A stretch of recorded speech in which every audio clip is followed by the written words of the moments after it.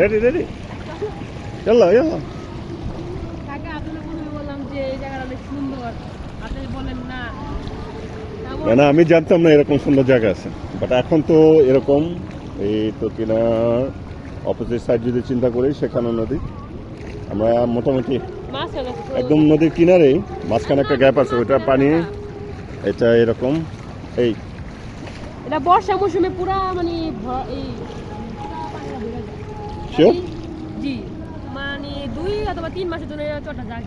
আচ্ছা, তারপর এটা পুরা পানিতেই হয়ে যায়। এখানে দেখা যায় তো পুরাই খা খা করে যে পানি থাকে, খালি 2-3 মাসের জন্য এটা খালি চট জাগে। অনেক মানুষ আসে জায়গা ঘুরতে।